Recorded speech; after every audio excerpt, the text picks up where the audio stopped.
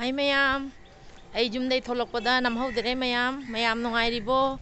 Ngasi ai khoi manakta mitki doctor lei adaiduga lakchari khoi inemboki mitki operation mai mitta khara kaino problem ama oiba adugi mitki operation tawni haina ado hoin ai mayam da ucharake kamai tawri aido jengbisi mayam ai hospital jawra ulake mayam.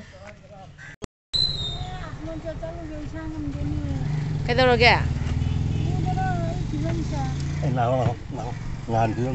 Nahan gido. Hello iche hello sonda.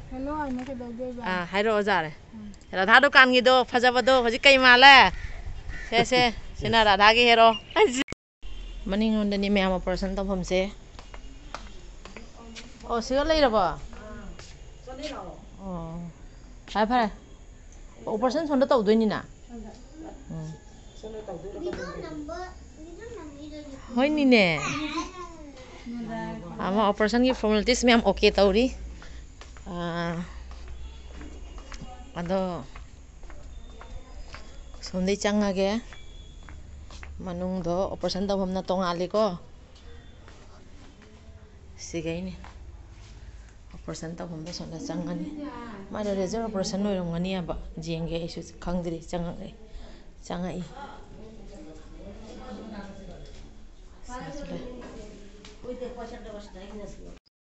Operation holding ai tablet leiruge mayam. Operation tawde han video du. Biji kaptoi rai. Mito lairare, mit lairare. Ngale ga result operation tawni lens haptoini. Operation do ngale haurani haji hedak leirugi ge. Taiman to lai na se. Manga kalore, manga siga 243. 243 ne manga siga. 243 mo. Kasi mi jam tilami mayam. Nang ini mi tindabani se chosma gi siga. Mi mayam tilli ngasi di ado sonda ai dak loro halae. Ono person matam do ut jabal jengake jani thajade. Se person tawlo ga adha chani person episode adha no. Operation ta khai de patient. Amato Yes, alabo. Mayam ngai ba pung ahum taba ahum de operation hauni ai. Se khoi driver ni. Driver ba hello tam. Pung ahum de hauni ai do ngai ri. Mi di kam jam lai jong.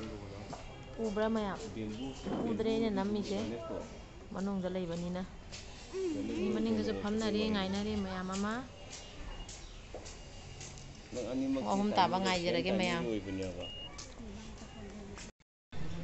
Mayam hoin operation tawdo laroige ngasi siga loisanjarage mayam nusibiduna ai channel sibo support to biramo ado share to kawiganu mayam thamjarage ai horen utke ai khanjaramba do nungai do mandre uchara roige operation loiraga mong charaga di ucharake patang siga loisanjarage mayam.